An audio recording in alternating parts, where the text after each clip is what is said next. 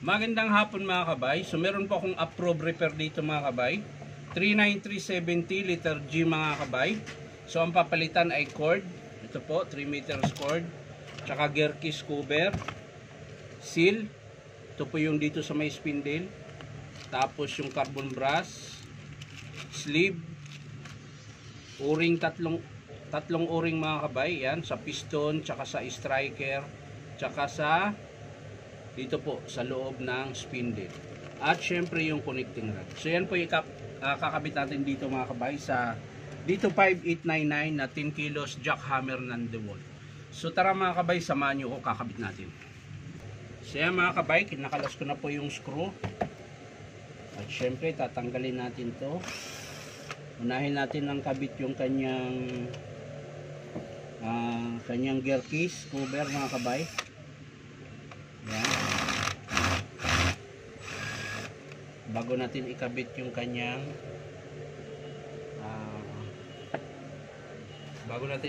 kanyang connecting rod, unahin muna natin dito sa gear case. Ayan, kakalasin lang natin ito mga kabay.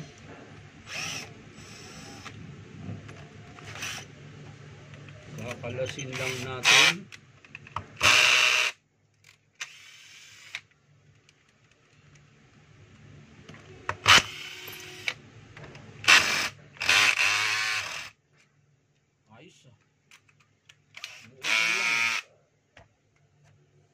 So yan mga kabay, nakalas ko na po yung screw.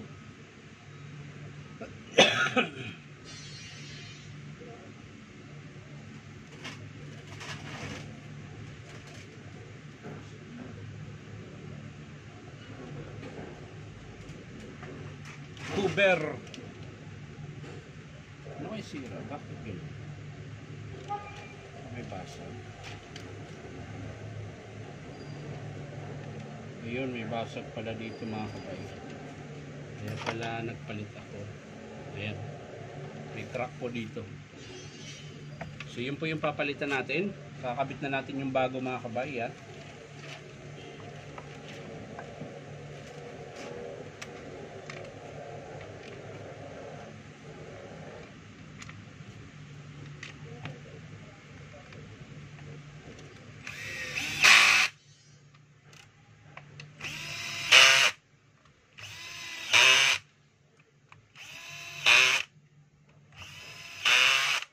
So yan mga kabay, okay na po. So iayos lang natin yung kanyang switch. Siyempre, kakabit na natin yung kanyang cord mga kabay. Ito. So yan mga kabay, kakabit na natin yung cord. Ayan. Kakabit na natin sa switch.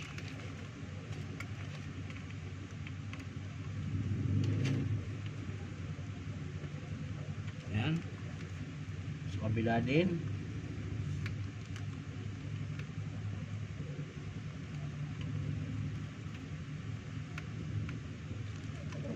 Ayan.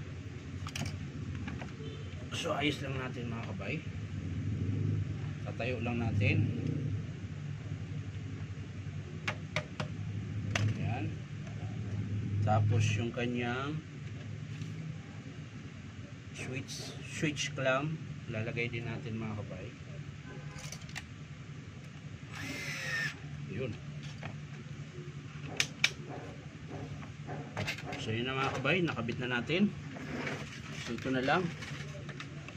Ito natin naayos yung kanyang cord.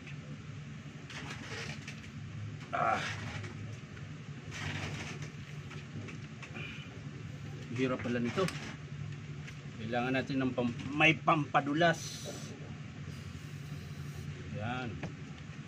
Kasi ayaw niya bumalik.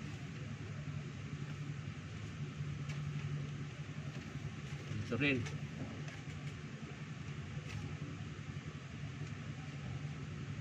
Kailangan din dito. Yan.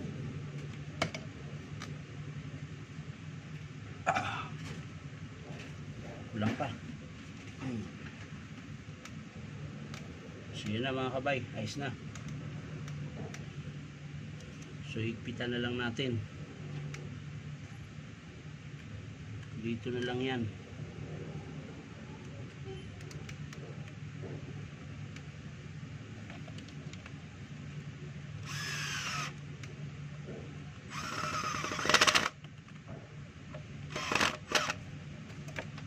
So yan na mga kabay, okay na po. Nakalas pa yung pin.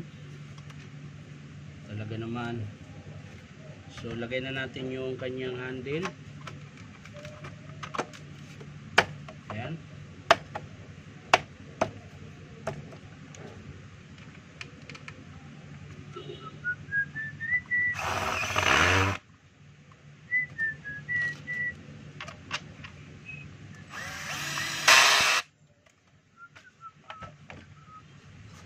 Yun. So yan mga kabay, nasara ko na po. Yan. So okay na po yung cord natin. Yan, bago na po siya. So ang ikakabit naman natin ay yung carbon brass, seal, tatlong o-ring, tsaka yung connecting rod at yung kanyang sleeve. Yan. So dito naman tayo magbubukas mga kabay. Sa taas. Yung carbon pala mga kabay, nakalimutan. Nakalimutan ikabit.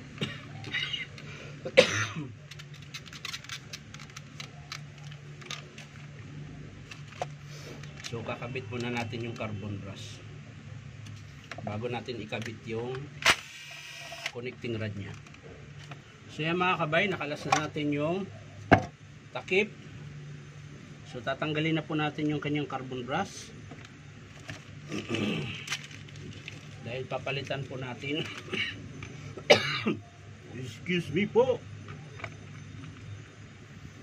nauso na naman ang ubo.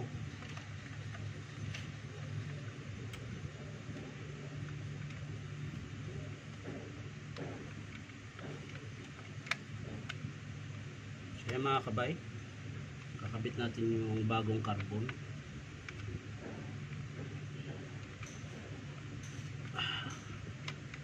Ayan.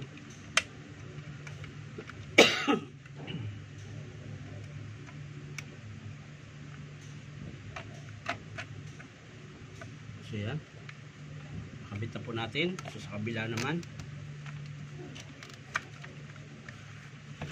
dito naman po sa kabila.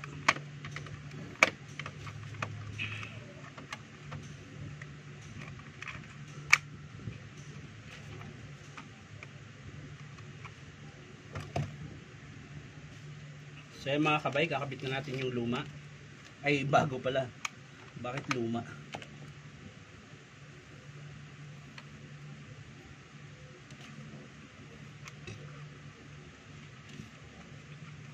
Yun.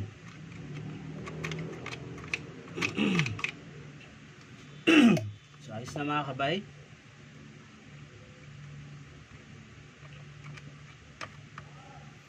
So yan, okay na po yung kanyang carbon. So lalagay na po natin yung takip. Ayan. So yan mga kabay, nakabit ko na po yung screw. So ang next na mga kabay ay yung connecting rod tsaka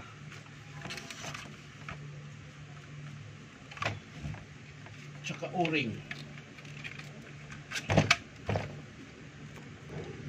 So yan mga kabay, nakalas ko na po. Nakalas ko na yung screw. Yun.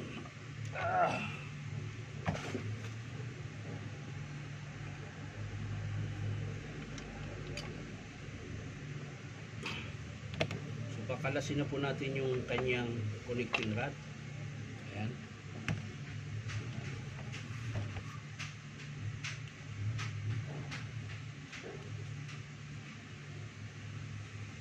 Ito yung papalitan natin mga kabay.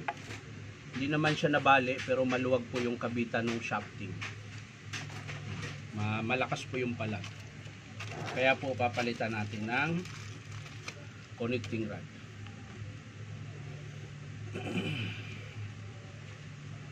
At syempre mga kabay, yung kanyang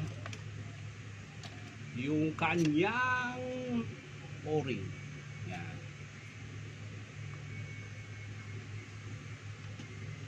Kailangan kasing palitan yan mga kabay. Para maganda yung bayo. So yan mga kabay, sa mga gusto magpa-repair, punta lang po kayo dito sa Powerman Hardware, 530 T. Alonso, Santa Cruz, Manila. So sa mga nagtatanong mga kabay sa address dito, 530 T. Alonso, Santa Cruz, Manila po yung address namin dito. Ayan. So yan na mga kabay. Okay na po yung connecting rod. So ibabalik na po natin ito. Hindi muna mga kabay. Sabay-sabay na natin. Or mauna yun.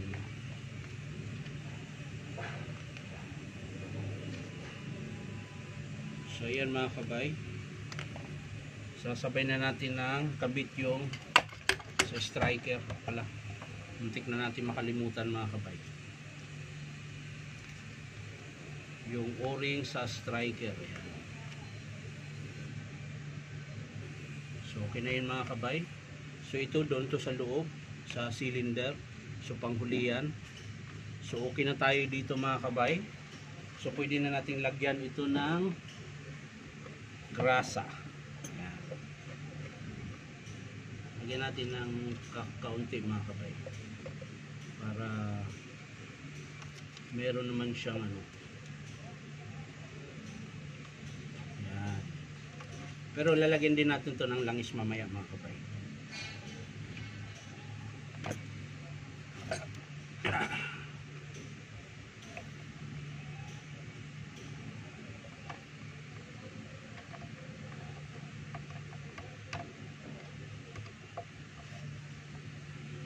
Tigas mga kabay.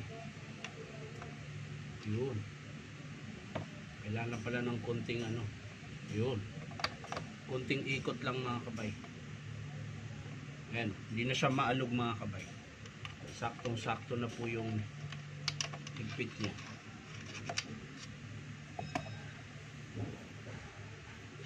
Ayan. So ayan mga kabay, kakabit na natin ulit ito. Ayan.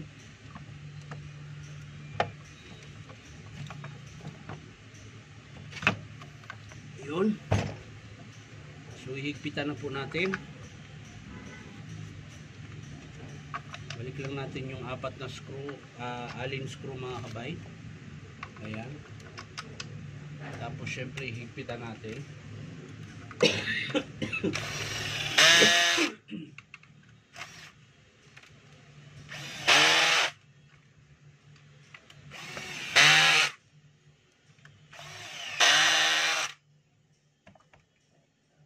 Na mga kabay. Ang sunod natin buksan mga kabay ito. So yan mga kabay, nakalas ko na po.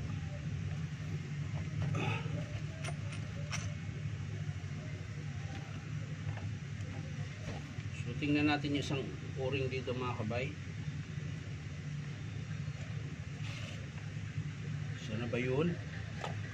No lay.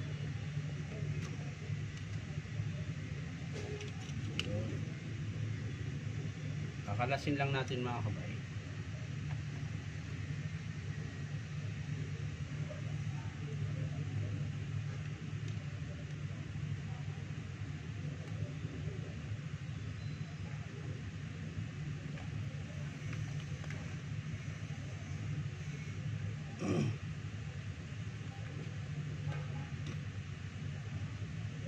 Ayan.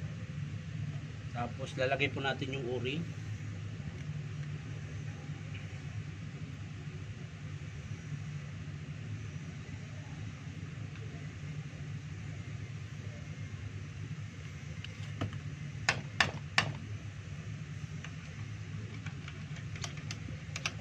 So ayan na mga kabay, nalagay na natin yung o-ring.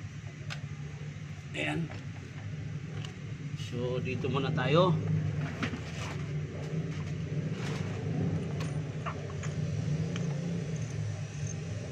Dito tayo sa kanyang lagayan ng seed. Yan.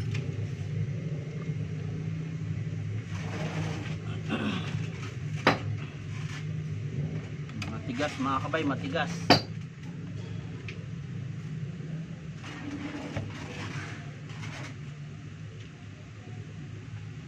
Ito po yung isang o-ring mga kabay. Oh. May tama na. So papalitan po natin. At syempre yung kanyang seal pala ay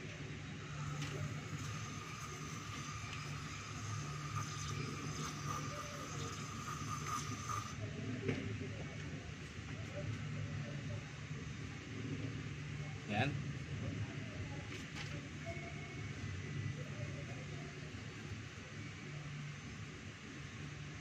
So nakalas na po natin yung yung sa seal.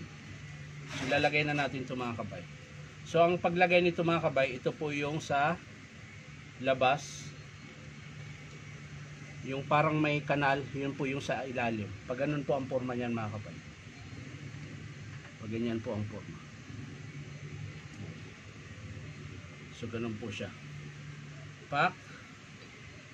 Tapos diinan nyo lang ng ganito mga kabay. Tigas dito.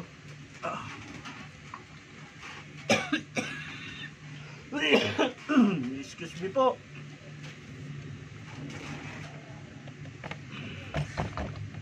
So yan na mga kabay. Pumasok na po ang kanyang seal. Yan po.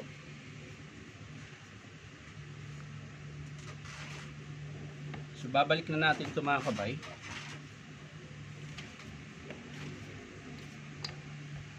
Yan. Tapos yung bead piece. Yan. Balik natin dito. Yan. Tapos yung sleeve. Ito yung last mga kabay. Yan. So dito po yan mga kabay nakakabit to. Tatanggalin lang natin to. Tapos angat mo. Yan. Palit natin yung bago. Lagay natin yung spring. So yan na po yun siya mga kabay. Katapos yan mga kabay, dito yan sa ibabaw. Ikot-ikot mo lang siya. Yan. Hanggang sa papasok siya mga kabay. Yan. Tapos ito. Yan. Spring. At dalawang lock washer.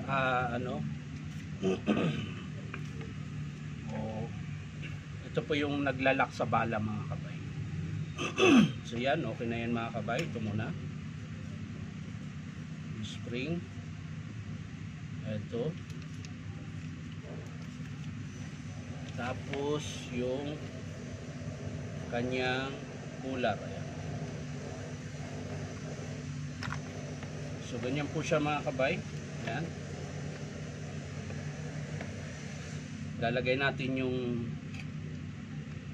washer niya mga kabay. Nasaan na yun?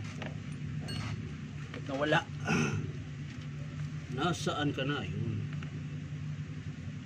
Hirap pa naman maglagay nito mga kabay. Matigas.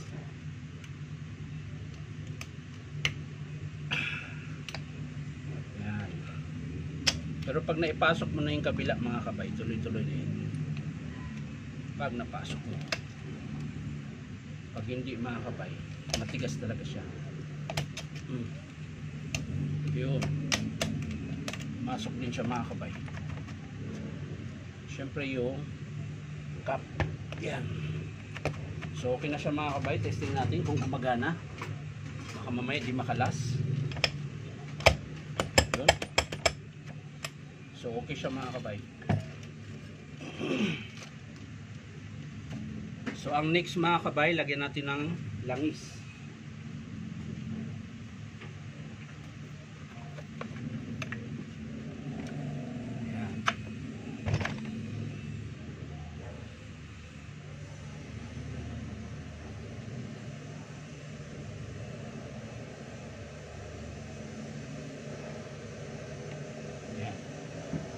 langis na siya mga kabay. Isasara na po natin. Yan. Siyempre screw. Yan.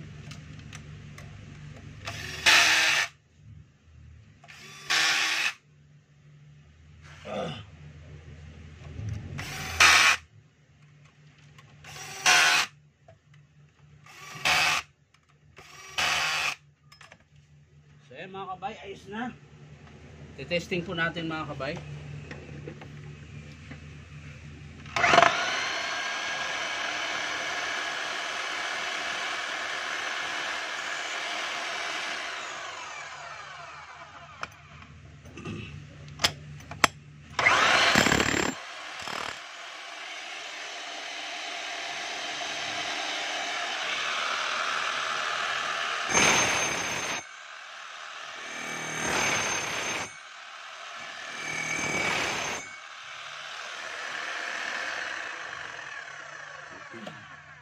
So okay na siya mga kabay. Naikabit na po natin ang kanyang connecting rod. Ito po yung pinalitan natin. Tapos o-ring mga kabay na 3 o-ring. Sleeve. At kanyang carbon brush. Tsaka yung kanyang gear keys cover. So maraming salamat mga kabay sa panonood. At palike and share na rin po. At syempre po baka naman po pwedeng subscribe nyo po sa aking YouTube account na Inom Tabay. So maraming salamat ulit mga kabay. Bye bye.